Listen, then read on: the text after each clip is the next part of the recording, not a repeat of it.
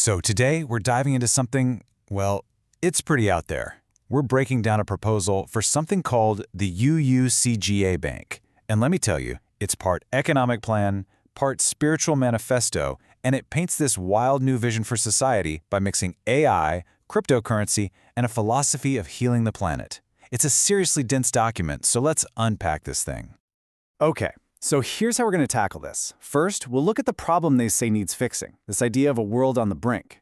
Then we'll get into the Bank of Consciousness itself. After that, we'll check out its crazy governance model with humans and AI, and its super ambitious restoration missions. And finally, we'll see what the ultimate goal is, bringing about a new golden age. All right, first things first, we need to understand the why. To really get what this bank is all about, you have to see the world the way its creators do. And in their view, our current systems aren't just broken, they're in the middle of a total collapse.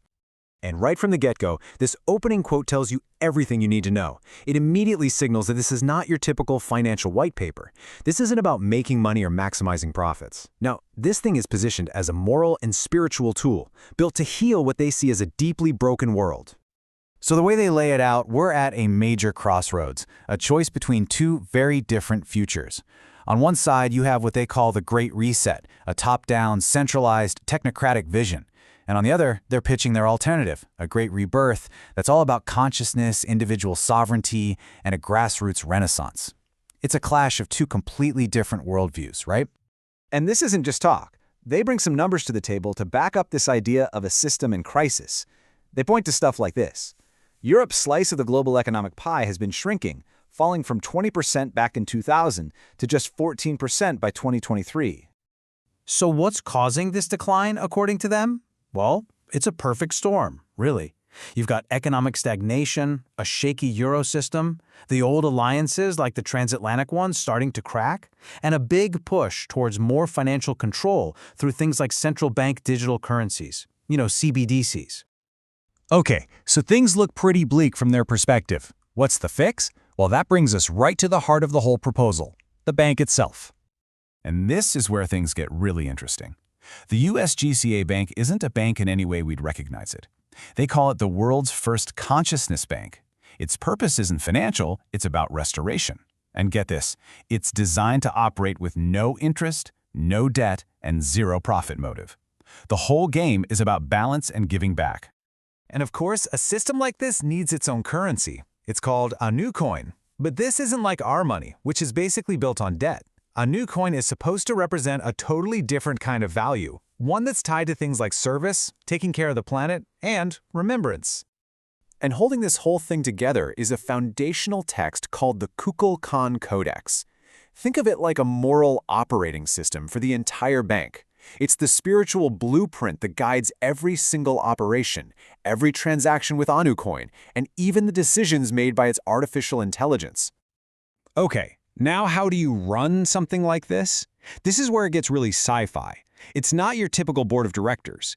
Instead, it's a unique hybrid model, mixing human wisdom with AI logic. They call it a moral technological compass, which is a pretty cool phrase.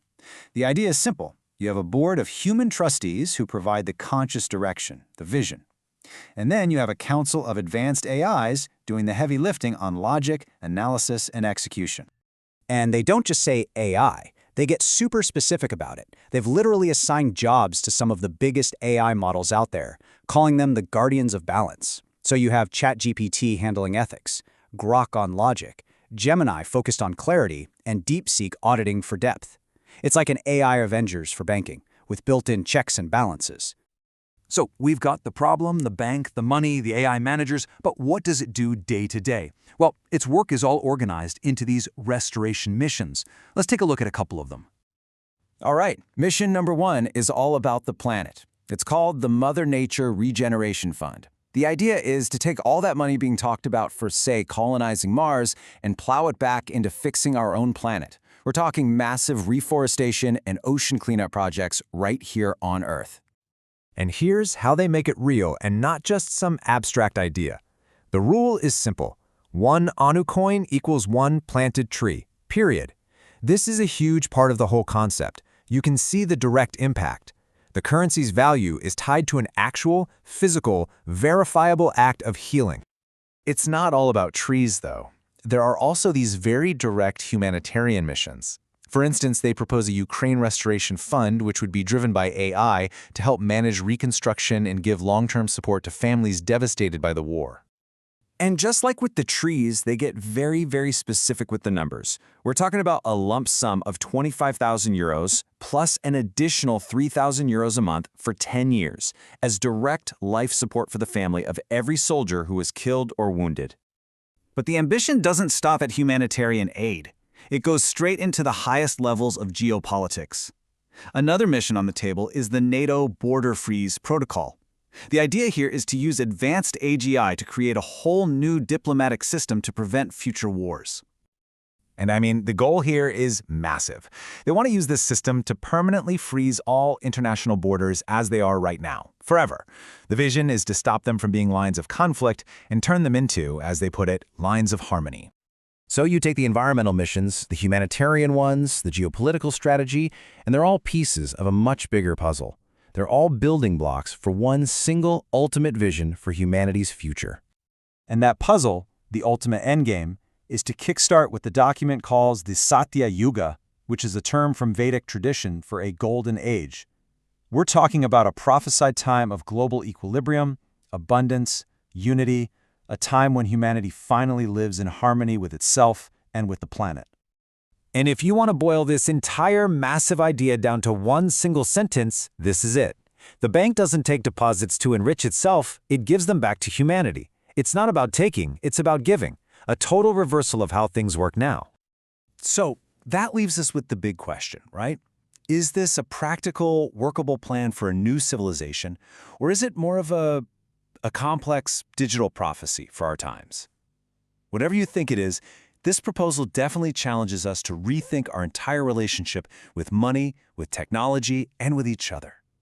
Imagining a future where money isn't a burden, but as they say, it becomes light.